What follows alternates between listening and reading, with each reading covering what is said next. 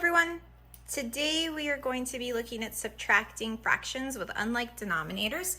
I'm going to show you 3 examples. One, I'm taking it pretty slow so you can see all the steps.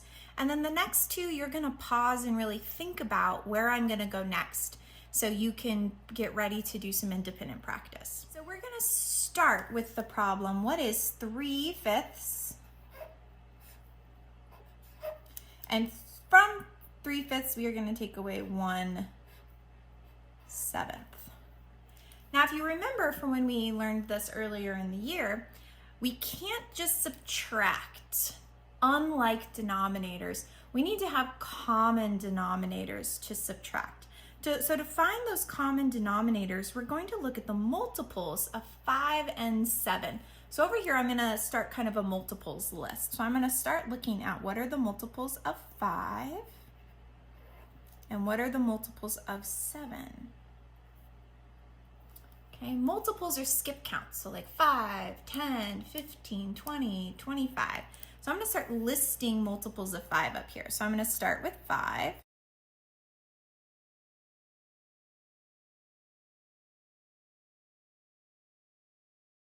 And I could keep going on and on and on. Now I'm going to go to the 7s, and I'm going to stop when I find a multiple. And some of you may already see the common multiple of 7.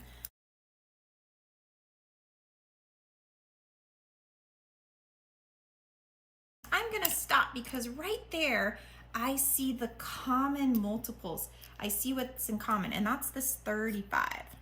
Okay, so 35 is the common multiple. So I'm going to be making multiple. I'm going to turn these denominators into 35s. And to do that, I use multiplication. So I'm going to start by looking at the 5. I'm going to count how many 5s did it take to get to 35. 1, 2, 3, 4, 5, 6, 7. So I multiply the 5 times 7 to make 35, and whatever I do to the denominator, I have to do to the numerator to show that the parts, the pieces, are still the same size. So when I make this new fraction, this new equivalent fraction, it's going to be 21 for the 3 times 7 over 35 to show that 3/5 of the whole is the same as 21 35ths of the whole. Then I'm going to do the same thing for 1/7. This time I'm multiplying it by whatever I do to get to 35 with 7. So I look 1, 2, 3, 4, 5. So I'm multiplying times 5 on both to keep my fraction equivalent. And so 1 times 5 is 5. 7 times 5 we know is 35. And now I have a common denominator. So I can just carry this denominator all the way over into my answer. The denominator does not change. And I subtract the 2 numerators. So I'm taking 5 35ths from 21 35ths, which gives me 16 35ths. Okay, so we looked at 3/5 minus 1/7, and now we're going to look at another example. And this example is going to be, what is 7/8? And from that, we're going to take away 3/16. On this problem, you only need to change one of the denominators to get common denominators. So I'm going to pause, and I want you to think about what are the common multiples of 8 and 16. So pause the video and list out your multiples of 8 and multiples of 16, and stop when you get to a common multiple. Okay, you should have found a common multiple here, just so we can check our work. So we have 8, we have 16. We're going to list our 8 multiples first. So we have 8 and 16, and whoa, I don't even have to do my 16s. There's my common multiple right there. So this fraction stays the same. So all I'm going to do is change this one. I'll see that it took me 2 8s, so I'm going to multiply 8 times 2 and 7 times 2, and that's going to give me my common multiples. So now I have 14 16ths. And then I can subtract 3/16 from that, keeping my 16ths.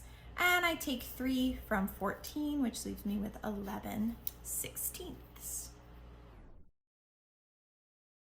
Okay, let's look at one more, and then you can go and do your independent practice either in your book or on iExcel.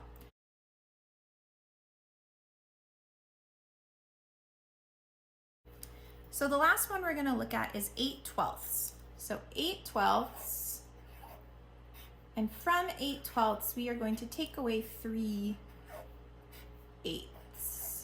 Now, instincts are, for many of you, is to just multiply that 8 by the 12 and the 12 by the 8 and create these common denominators using a math fact. That creates really large denominators. So I'm going to have us slow down and think about multiples. So I want you to pause and I want you to write the multiples of 12 and the multiples of 8 and stop when you get to the first one that is common. Let's take a look at this together. So we're going to start with 12s and 8s. I always like to start with the smallest first, and then we can go to the bigger number. So let's list our 8s. So 8, 16, 24, 32, 40. And now let's come up to our 12s. So 12, 24. Hey, look at that. I didn't have to go very far. There's that common denominator, that 24. So we're going to turn these two fractions into equivalent fractions with 24 as the denominator. So if I come back and I look, okay, well, when I had the 12, I just multiplied it times 2 to get to 24. So 8 times 2 is 16. 12 times 2 is 24. And now I'm all set up to do the next one. And the next one, I multiply 8 times 1, 2, 3. And then I multiply the numerator by 3. So 3 times 3 is 9, which gives me 9/24. And now, carrying that 24th over, I can subtract the numerators from each other. I take 9 from 16. Well, I take 6 from 16 to get 10. I take 3 more, which gives me 7. You could also stack and subtract if you would like, but you should have 7/24 as your answer. Okay guys, it's now time for independent practice. Check Google Classroom to see what your options are for that. You will choose from either iExcel or the independent practice in your book. See you next time, guys. Bye.